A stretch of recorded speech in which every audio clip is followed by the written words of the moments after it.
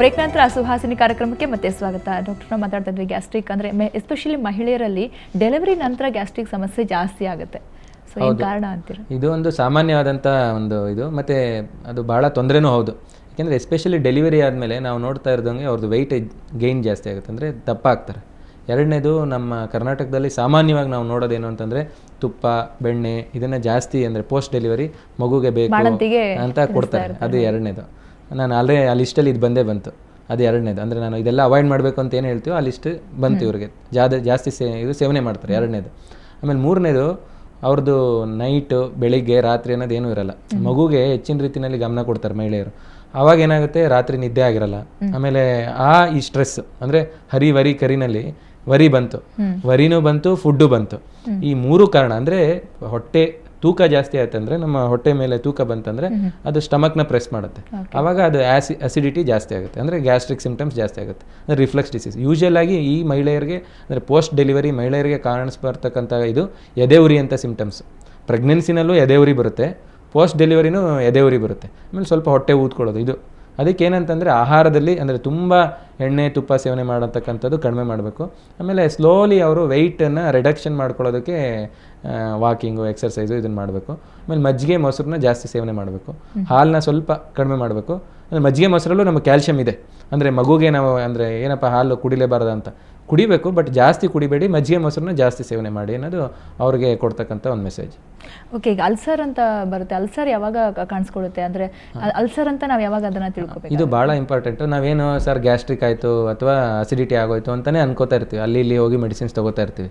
But sudden ಯಾವಾಗ ನಾವು ಹೊಟ್ಟೆಲಿ ulcer ಆಗಿದೆ ಅಂತ ತಿಳ್ಕೊಬೇಕು ಅಂದರೆ, ಯಾವಾಗ ನಿಮಗೆ ಸ್ವಲ್ಪ ಮೈಲ್ಡಾಗಿ ನೋವಿರುತ್ತೆ, ಆ ನೋವು ಪರ್ಮನೆಂಟ್ ಆಗೋಗುತ್ತೆ. ಅಂದರೆ ಅಪರೂಪಕ್ಕೆ ವಾರದಲ್ಲೋ ಒಂದು ವಾರದಲ್ಲಿ 2 ಸಲ 3 ಸಲ ಬರ್ತಾ ಇರ್ತಕ್ಕಂಥ ನೋವೇನಾಗುತ್ತೆ, ಪರ್ಮನೆಂಟ್ ನೋವಾಗುತ್ತೆ. ಅಂದರೆ ನೋವು ಬೆನ್ನಿಗೆ ಹೋಗೋದು ಆ ಥರ. ಆಮೇಲೆ ಇನ್ನು ಕೆಲವ್ರಿಗೆ ವಾಂತಿ ಶುರು ಆಗುತ್ತೆ. ಆಮೇಲೆ ನೋವು ಹೊಟ್ಟೆ ಭಾಗದಲ್ಲಿ ಶುರುವಾಗಿ ಬೆನ್ನಿಗೆ ಹೋಗೋಕ್ಕೆ ಶುರು ಆಗುತ್ತೆ, ವಾಂತಿ ಆಗೋದು. ಈ 2 ಸಿಂಪ್ಟಮ್ಸ್ ಇತ್ತು ಅಂತಂದರೆ ಅದು ಹೊಟ್ಟೆ ಅಲ್ಸರ್ನ ಲಕ್ಷಣ. ಆಗ ನಾವು ಅದನ್ನು ನೆಗ್ಲೆಕ್ಟ್ ಮಾಡಬಾರ್ದು. ಅಂದರೆ ಹೊಟ್ಟೆ ಅಲ್ಸರ್ಗೆ ನಾವು ಕಾಂಪ್ಲಿಕೇಶನ್ಸ್ ಇದೆ. ನಾವು ಕೆಲವು ಎಂಡೋಸ್ಕೋಪಿ ಚಿತ್ರದಲ್ಲೆಲ್ಲ ನಲ್ಲಿ ತೋರಿಸ್ತಾ ಇದೀವಿ ನಾವು. ಅಂದರೆ ಇದು ಹೊಟ್ಟೆ, ಇದು ನೆಕ್ಸ್ಟ್ ಕೆಲವು ಎಂಡೋಸ್ಕೋಪಿ ಪಿಕ್ಚರ್ಸಲ್ಲಿ ನಾವು ತೋರಿಸ್ತಾ ಹೋಗ್ತೀವಿ.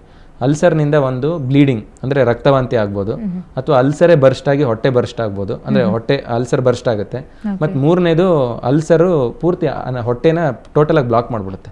ಆವಾಗ ಅವ್ರಿಗೆ ವಾಂತಿ ಆಗೋವಂಥ ಒಂದು ಸಿಂಪ್ಟಮ್ಸ್ ಬರುತ್ತೆ. ಈ ಎಲ್ಲ ಸಿಂಪ್ಟಮ್ಸು ಅಲ್ಸರ್ನಿಂದ ಆಗ್ತಕ್ಕಂಥ ಒಂದು ಕಾಂಪ್ಲಿಕೇಶನ್ಸ್. ಓಕೆ, ಕಾಲರ್ ರೆಡಿ ಇದ್ದಾರೆ. ಹಾಲಯ್ಯ ಮುತ್ತೂರಿಂದ. ಹಾಲಯ್ಯ ಅವರೇ, ಹೇಳಿ, ಏನು ಸಮಸ್ಯೆ ಇದೆ? ಮೇಡಮ್ ನಮಸ್ಕಾರ. ನಮಸ್ಕಾರ, ಹೇಳಿ ಸರ್. ನಮಗೆ ಅಸಿಡಿಟಿ, ಈಗ ಮತ್ತೆ ಊಟ ಆದ ತಕ್ಷಣ ಫುಲ್ ಹೊಟ್ಟೆ ತುಂಬುತ್ತೆ. ಓಕೆ. ಮತ್ತೆ ತುಂಬಿದ ತಕ್ಷಣ ನನಗೆ ಬಾತ್ರೂಮ್ ಹೋಗೋಕ್ಕಾಗತ್ತೆ. ಮತ್ತೆ ಬೆಳಿಗ್ಗೆ ಒಂದ್ಸರಿ ಹೋಗ್ತಾನೆ, ಮಧ್ಯಾಹ್ನ ಒಂದ್ಸರಿ ಹೋಗ್ತಾನೆ, ಮತ್ತೆ ಸಂಜೆ ಹೊತ್ತೆ ರಾತ್ರಿ. ಊಟ ಆದ ತಕ್ಷಣ ಟಿಫನ್ ಆದ್ಮೇಲೆ ಈಗ ಮತ್ತೆ ಬಾತ್ರೂಮ್ ಹೋಗೋಕ್ಕಾಗತ್ತೆ. ಓಕೆ, ಡಾಕ್ಟರ್ ಮಾತಾಡ್ತಾರೆ. ನಮಸ್ತೆ ಹಾಲಯ್ಯ ಅವರೇ. ನಮಸ್ಕಾರ ಸರ್. ನಮಸ್ತೆ. ಇದು ನೀವು ಹೇಳಿ, ಇದು ಏನಂದರೆ ನೀವೇನು ಊಟ ಆದ ತಕ್ಷಣ ಮೋಷನ್ಗೆ ಹೋಗಬೇಕು ಅಂತ ಹೇಳ್ತಿರಲ್ಲ, ಇದಕ್ಕೆ ನಾವು ಇದು ಅಸಿಡಿಟಿ ಅಥವಾ ಗ್ಯಾಸ್ಟ್ರೈಟಿಸ್ ಅನ್ನೋದ್ರಲ್ಲಿ ಬರೋದಿಲ್ಲ. ಇದನ್ನು ನಾವು ಇರಿಟೇಬಲ್ ಬೌಲ್ ಸಿಂಡ್ರೋಮ್ ಅಂತ ಹೇಳ್ತೀವಿ. ಅಂದರೆ ಈಗ ನೀವು ಸಣ್ಣ ಮಕ್ಕಳನ್ನ ಗಮನಿಸಿರ್ಬೋದು, ಹಾಲು ಕುಡಿದ ತಕ್ಷಣ ಅವರು ಮೋಷನ್ಗೆ ಹೋಗ್ತಾ ಇರ್ತಾರೆ. ಇದೇ ರೀತಿಯಾದಂಥ ಸಿಂಪ್ಟಮ್ಸು ದೊಡ್ಡವರಲ್ಲೂ ಕಂಡುಬರುತ್ತೆ. ಅದಕ್ಕೆ ನಾವು ಇರಿಟೇಬಲ್ ಬೌಲ್ ಸಿಂಡ್ರೋಮ್ ಅಂದರೆ ಕರುಳಿಗೆ ಇರಿಟೇಷನ್ ಅಂತ ಹೇಳ್ತೀವಿ. ಇದು ಯೂಶಲಾಗಿ ಅಂದರೆ ಜನಸಾಮಾನ್ಯರು ಇದನ್ನು ಗ್ಯಾಸ್ಟ್ರಿಕ್ ಅಂತಲೇ ಕನ್ಸಿಡರ್ ಮಾಡ್ತೀವಿ. ಬಟ್ ನಮ್ಮ ಗ್ಯಾಸ್ಟ್ರಾಂಟಾಲಜಿನಲ್ಲಿ ಇದನ್ನು ನಾವು ಇರಿಟೇಬಲ್ ಬೌಲ್ ಸಿಂಡ್ರೋಮ್ ಅಂತ ಹೇಳ್ತೀವಿ.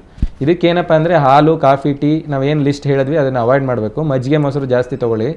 ಅದಾದಮೇಲೆ ಕೆಲವು ಮೋಷನ್ ಟೆಸ್ಟು, ರಕ್ತ ಟೆಸ್ಟ್ ಮಾಡಿಸ್ಬೇಕಾಗುತ್ತೆ. ಅದರಲ್ಲಿ ತೊಂದರೆ ಇದೆ ಅಂತಂದರೆ ಕೊಲೊನೋಸ್ಕೋಪಿ ಅಂತ ಟೆಸ್ಟ್ ಮಾಡ್ತೀವಿ. ಅಂದರೆ ಮೋಷನ್ ಜಾಗದಿಂದ ಹೊಟ್ಟೆಲ್ಲ ಕ್ಲೀನ್ ಮಾಡಿ, ಮೋಷನ್ ಜಾಗದಿಂದ ಒಂದು ಎಂಡೋಸ್ಕೋಪಿ ಮಾಡಿ ಟೆಸ್ಟ್ ಮಾಡಿ ನೋಡಬೇಕಾಗತ್ತೆ. ಓಕೆ, ಈಗ ಗ್ಯಾಸ್ಟ್ರಿಕ್ ಅಲ್ಸರ್ ಆಗೋದು ಚಾನ್ಸಸ್ ಇರುತ್ತೆ ಅಂತ ಹೇಳಿದ್ರೆ, ಅಲ್ಸರ್ ಆಗಿ ಕನ್ವರ್ಟ್ ಆಗುತ್ತೆ. ಹೌದು. ಸೊ ಅಂದರೆ ಗ್ಯಾಸ್ಟ್ರಿಕ್ನ ನಾವು ಅವಾಯ್ಡ್ ಮಾಡಿ ಅಥವಾ ನೆಗ್ಲೆಕ್ಟ್ ಮಾಡ್ತಾ ಹೋಗ್ಬಿಟ್ರೆ ಏನು ರಿಸ್ಕ್ ಆಗ್ಬೋದು? ಅಂದರೆ ನಾವು ಗ್ಯಾಸ್ಟ್ರಿಕ್ ಅಂತಂದರೆ ಏನು ಬರೀ ಜಸ್ಟ್ ನಿಮ್ಗೆ ಮೈಲ್ಡ್ ಪೇಯ್ನು, ಹೊಟ್ಟೆ ಊತ ಅಥವಾ ಎದೆ ಉರಿ ಬಂದಾಗ ಓಕೆ, ಅಂದರೆ ಅದು ಅರ್ಲಿ ಸಿಂಪ್ಟಮ್ಸು. ಬಟ್ ಎದೆ ಉರಿ ಜಾಸ್ತಿ ಆಗ್ತಾ ಹೋಗಿ ನಿಮಗೆ ಊಟ ನುಂಗಕ್ಕೆ ಕಷ್ಟ ಆಗ್ತಾ ಇದೆ, ಅಥವಾ ಹೊಟ್ಟೆ ನೋವು ನಿಮಗೆ ಯಾವಾಗಲೂ ಒಂದು 15 ದಿನಕ್ಕೋ ತಿಂಗಳಿಗೋ ಒಂದ್ಸಲ ಬರ್ತಾ ಇರ್ತಕ್ಕಂಥದ್ದು ಡೈಲಿ ಆಗ್ತಾ ಇದೆ ಅಂದರೆ ಅದು ಅಲ್ಸರ್ ಆಗ್ತಾ ಇದೆ ಅಂತ. ಆಮೇಲೆ ವಾಂತಿ ಶುರು ಆಯಿತು, ಈ ಎಲ್ಲ ಸಿಂಪ್ಟಮ್ಸ್ ಇದೆ ಅಂತಂದರೆ ನಮಗೆ ಅಲ್ಸರ್ ಶುರು ಆಯಿತು ಅಂತ ಅರ್ಥ. ಅಥವಾ ಏನೋ ಒಂದು ಕಾಂಪ್ಲಿಕೇಶನ್ ಶುರು ಆಗಿದೆ, ಅಲ್ಸರ್ ಇರ್ಬೋದು, ಅಥವಾ 45 ಅಥವಾ 55 ವರ್ಷದ ಮೇಲೆ ಇದು ಕ್ಯಾನ್ಸರ್ ಇರ್ಬೋದು. ಅದಕ್ಕೋಸ್ಕರ ಇದನ್ನು ನಾವು ನೆಗ್ಲೆಕ್ಟ್ ಮಾಡಬಾರ್ದು. ಏನೋ ಸರ್ ಗ್ಯಾಸ್ಟ್ರಿಕ್ ಆಯಿತು ಅಂತೇಳಿ ಅಲ್ಲಿ ಇಲ್ಲಿ ಹೋಗಿ ಮಾತ್ರೆ ತೊಗೊಳ್ಳೋವಂಥದ್ದು ತಪ್ಪು.